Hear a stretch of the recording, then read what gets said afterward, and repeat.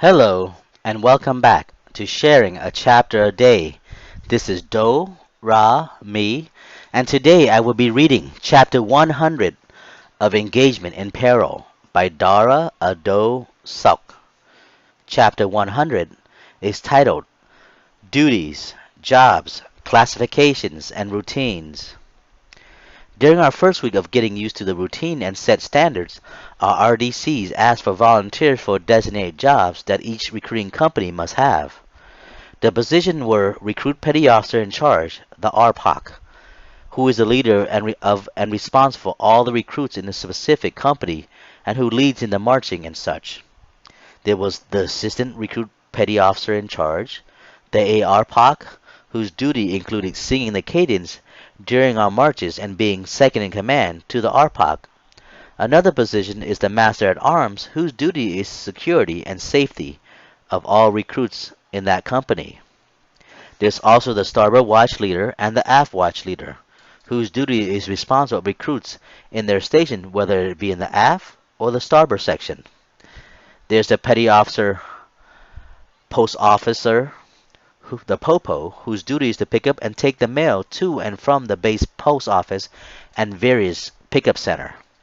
There's also the Religious Petty Officer, whose position and duty is to help console and make appointment to see the command's chaplain regarding a person's faith, religion, and such. Our DC also told us that they needed 7 stickmen, whose duty is to march the whole company around from places to place. And there were 7 other jobs. There were several other jobs that were part of the being at boot camp then. Our RDC wanted everyone to participate in volunteering for a duty and position. One thing that our RDC told us that stuck with me was everyone watches out for and over everyone. That was our company's motto. Without having to volunteer, I was designated as one of the 7 stickmen who would lead the company to and from places during our daily marches to and here and there throughout the massive military base for the next 9 weeks or so. I was stickman number 1, and I carried Company 388 giant purple bag, giant purple flag. That was our banner. Gay at times. Shinshin made fun of me for carrying that damn lavender flag. The flag that I had to bear was this ugly large lavender flag with a nasty looking bug who was dressed in military fatigue and was heavily armored with various weapons, guns, knives, and grenades. The massive bug was our company mascot, and I had to bear its weight throughout the whole 9 weeks of training, in the heat and in the rain, no matter where we were, or where we went, or what we were doing. That damn flag was stuck in my side, in my right hand clutch away. Always. At time, I had to sleep with that damn flag as though it was my bitch. Sleep with your bitch, ladies. Be good to her. Care for her. Clean her.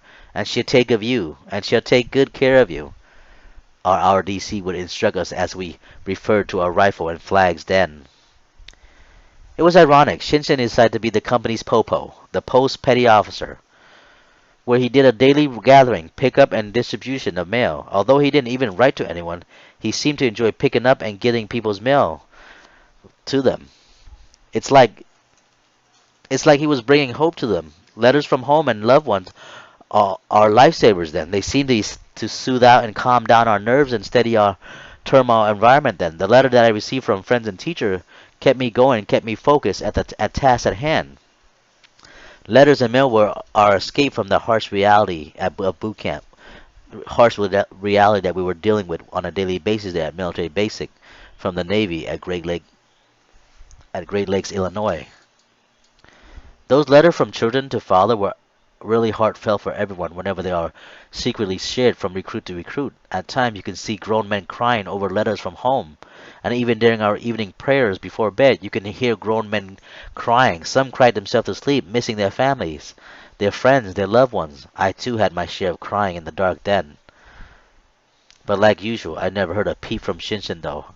I think he didn't have anyone to cry to or for then. He seemed to be all alone then, all alone to himself, and I didn't know how to reach out to him then.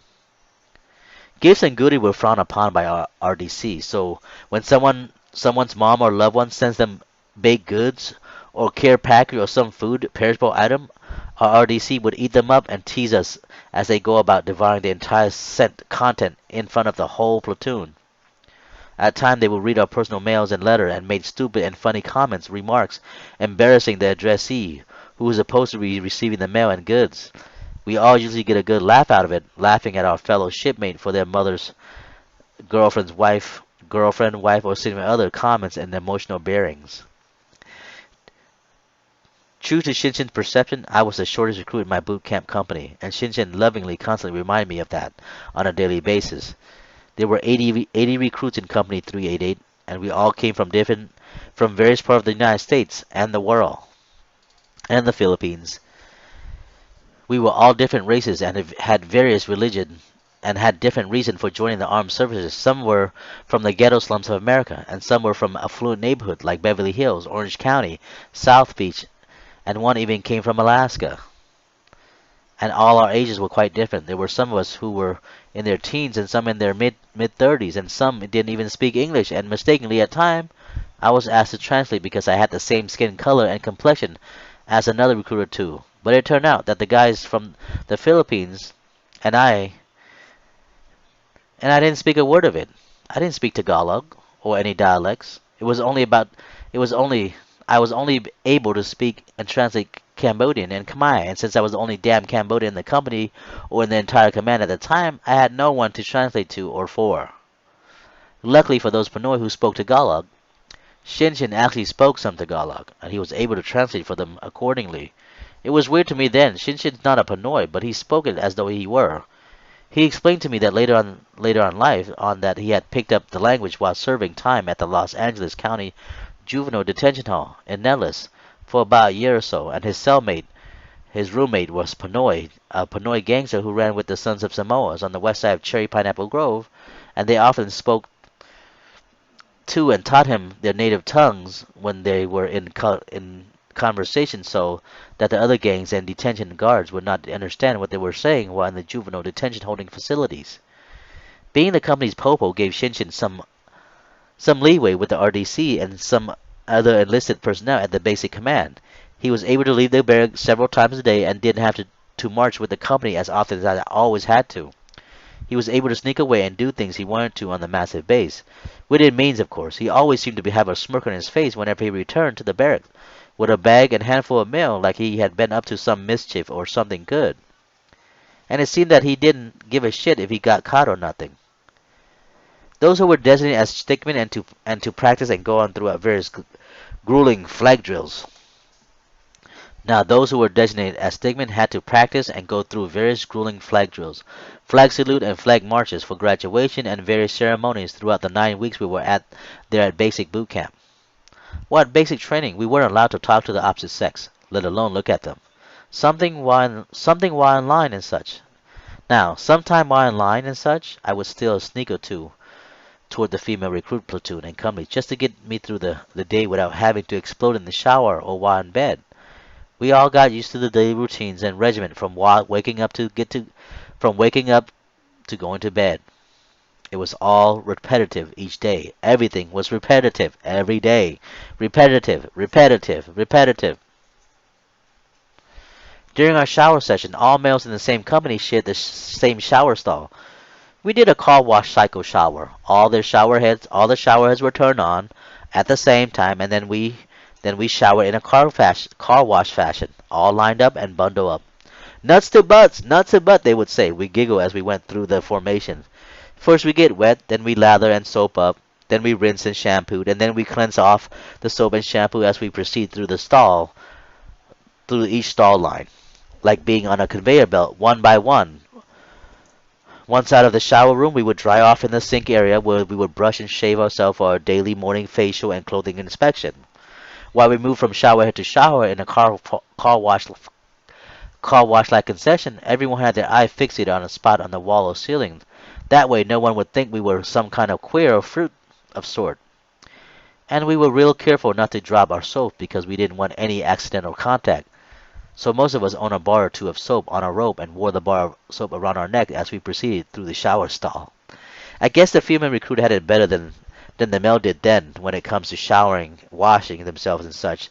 There weren't as many of them in each company, and they had more time to get ready for the muster and such during the morning routine. I'm sure they had probably had their own shower head, and they can take care of their sweet time lathering up and scrubbing their wet, soft flesh and bosoms and caressing themselves in those tickling, sensitive spots and such. But they sort of had to do the same sort of things we did in everything else, or so I thought. Shinchin knew better though. He witnessed a many of things during his mail run and whatnot. He'd probably seen it all while going about and around the massive base and command then. On the other hand, Shinchin was used to showering with a bunch of guys watching and bathing with him. He kept his cool and did his own thing. He played the role nonchalantly and acted as though he had never showered with a bunch of naked guys before. He too kept his eye focused on the ceiling and bulkhead. At times he pretended that all the showering routine were new to him. He giggled about it at times as we talked about our nighttime conversation, peeps and sleeps. Besides sharing his experience with being in jail and running in and out of with the law, with me then, he told me anyone he never told anyone of his past incarceration or mishap. I had no idea then why he would confide in me of his past misfortune. Maybe he picked me out, or maybe he just needed a release and to tell someone about it. It's like he knew that he could confide in me for some reason. So he once told me that he didn't know what I would play. He didn't know what I would play a part in the death. He didn't know that I would play a part in the death of him a decade or two later, during our youthful life together then. The only reason why he joined the military in the first place was a court order that demanded he serve in the armed forces or go to a state penitentiary. He chose to serve his time and obligation given back to the armed forces for his juvenile crimes, misdeed, and mishaps. Shinjin has served his obligation honorably with the armed services, giving his best at all he did and more productively than I have given in my part for the service. Every morning during basic it's the same routine. Everyone gets up, reveille, then take turn taking dumps and or pump, some showered, brush our teeth, shave. Most of the time we dry shave and then we would get dressed and get ready for GQ, general quarters, where we had to stand besides our racks at attention and ready for daily morning inspection.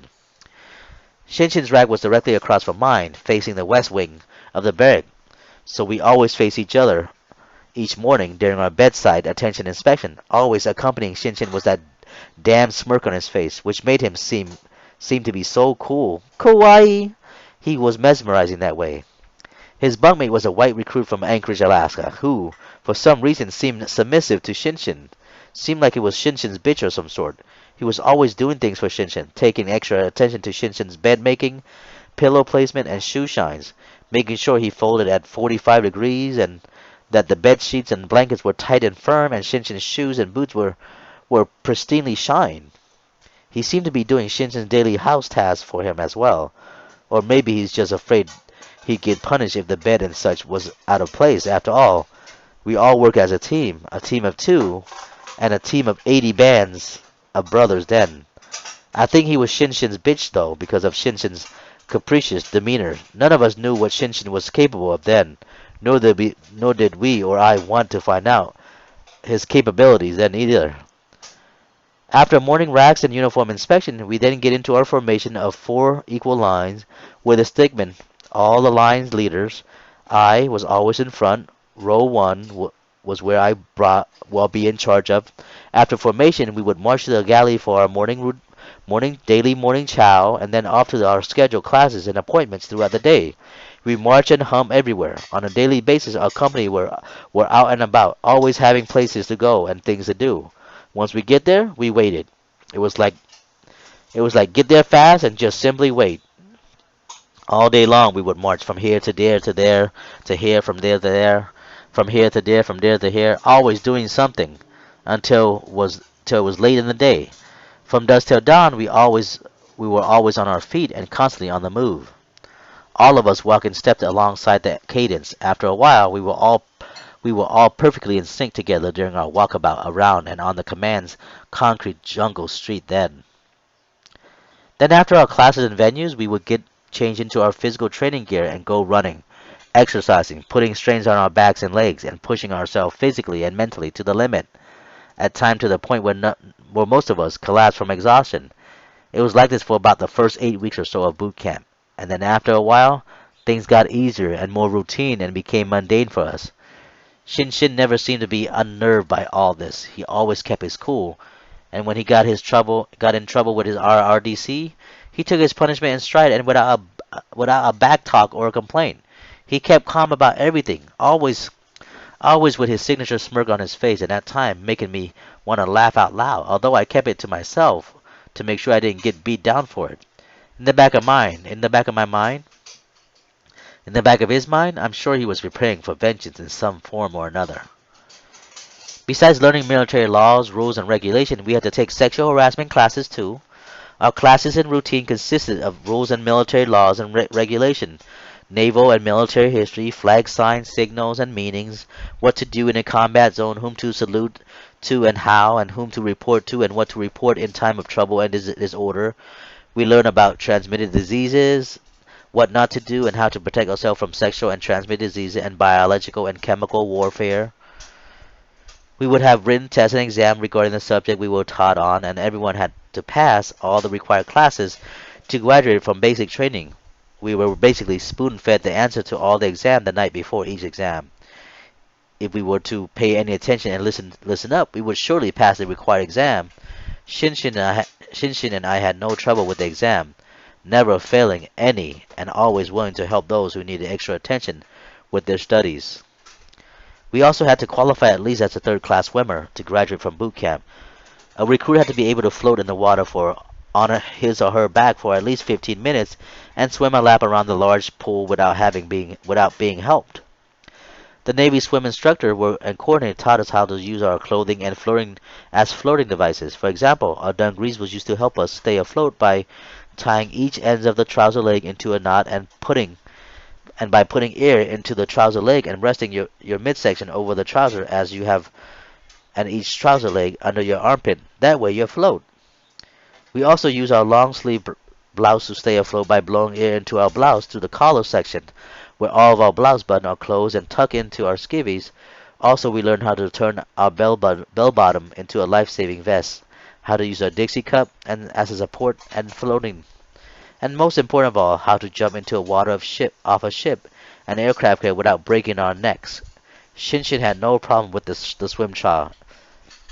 It was like he was born to swim. We also went through the gas chamber where we were subjected to mustard gas, which made our eyes water and caused us to choke. The only way for us to get through the gas chamber sooner was while we were suffocating, we had to state our correct name, serial number, and the right amendment of military personnel who are on duties and watch. Most of us got fucked up from the mustard gas, puking up what we had for breakfast and what was in our stomach. And we were told not to rub our eyes when we get out of the gas chamber because the rubbing would make the burning worse. And for the few unfortunate who did, their eyes swelled up and the burning pain lasted longer. I did well enough in the gas chamber and was allowed to exit the area on my first try and wasn't that much affected by the horrendous mustard gas. I only shed a few tears from the gassy ordeal then and made sure not to rub my eyes once I exited the gas chamber and into the open air environment and to recover. As for Shinshin, he didn't seem to mind staying in the gas chamber much longer than the rest of us. He purposely made mistakes and answered incorrectly just to test himself on how long he could withstand the choking agent, and at times he pissed off the RDC who were in charge of the gas chamber trial, pissed them off enough to be sent to ITU, intensive training unit, almost on a weekly basis from his headstrong, abrasive behavior. After he was ready to step out of the gas chamber, the first thing you see from Shinshin was that damn smirk he has, exiting this gas chamber as though it was a walk in the park for him, without having to say a word or make any sudden gesture. We all looked at him as though he was some crazy-ass fool. For some of us, we saw him as one cool, kawaii asshole and son of a bitch. The only obstacle that I really had to conquer at basic was the swimming trial. At that time, I wasn't a good swimmer, and at that time I wasn't as a good swimmer as I am now. I was able to float and do a lap, but I lacked the stamina to float on my back for 15 minutes without being assisted. Several times I had to attend extra practices, and like all things I wanted to get through, I managed to overcome that obstacle as well. During our swim trial, to pass as a third-class swimmer, to be able to graduate from boot camp, a recruit must be able to jump from a 20-foot high platform into a pool of water and then resurface to the top, then float for 15 minutes, straight on their back, his or her back, and then must be able to swim one full lap around the Olympic-sized pool without having to be assisted by anyone. For those who fail the swim exam, they are required to attend an extra remedial courses so they can improve their swimming abilities. During one of our during one of our remedial sessions, a recruit who was too scared to jump from the 20-foot platform and refused to jump as a result of her fear and refused to jump from the high dive, the swim instructor bluntly pushed her off and she fell headfirst into the waiting pool, screaming from the top of her lungs. She also had trouble resurfacing to the top, and an instructor had to leap into the pool to bring her back up to the surface. The goal of the swim test was to teach us how to survive during a ship capsizing and how to be able to survive in a large body of water and whatnot. Shinshin had no problem at the swim trial. He passed the swimming test on the first try. He was no Olympian swimmer, but he kept his own. He was better than some of the swim instructors there too, and he seemed surprised that I wasn't able to pass my first swim trial, giggling later on as he mentioned that since I had grown up in Southern California, he expected me to swim like the seals there. Ha ha, he laughed as he teased me that night before our prayer time as a band of sailors who have had the same one who have the same one goal in mind then. And everyone's goal was to graduate from boot camp. I didn't know then that he had never mentioned to me that Shinshin had already signed up to go to BUDS, Basic Underwater Demolition SEAL. After finishing boot camp, he wanted to give BUDS a try, and he wanted to see if he could make the United States Navy Elite SEAL team. He was hardcore that way. I'm sure Shinshin would be a terrific asset for the U.S. Navy SEAL. After basic, Shinshin would be attending BUDS in Coronado, California, right inside the lovely city of San Diego, for about 8 months or so, much harsher and more rigorous training than the usual basic of any military boot camps, and about 100 times harder and more demanding than that we were doing here in Great Lakes. But knowing Shinshin, I'm sure he would do well there and get through it with little hassle. As the week went by, both boot camp seemed to have gotten easier and mundane for all of us then, and because we got so used to the routine, nothing was new to us anymore, and we all took the hard work in stride. As a recruit in basic training, the more weeks you were there, the more seniority status you earned, and as more developed recruits, we were required to teach our fellow new recruits and drills and practice and routine of stickmen and military rules and regulation. We were like the mentor to the new arriving recruits then, who just had started their stint going through boot camp like here. We were the senior class then, and we were allowed to have subordinates who looked up to us as mentors for their specific jobs. During our first 7 weeks at basic, we wore green belts and harness as part of our daily gear with our military dungarees and working blouse. We all called it the booger belt because it's the same color as dirty nose snot. Attached to the booger belt were 2 green canvas bottle holders to hold a green plastic canteen, usually filled with tap water that we filled up from our barracks scuttlebutt water fountain. And after several weeks and your company is successful in all your exams and trials and inspections, your company is given the white belts, of which we call the powder belt. Much gayer than the booger belt, one can say, but you have a nice reputation for wearing it. Wearing the powder belt gives you the seniority throughout the basic command and means you are almost on your way home, on your way and ready for your active naval career then. Go powder belt. Thank you for listening. This is the end of chapter 100. Be on the lookout for chapter 101, titled Service Week with a Hand Job. This is Do, Ra, me, and I'll see you later. Thank you.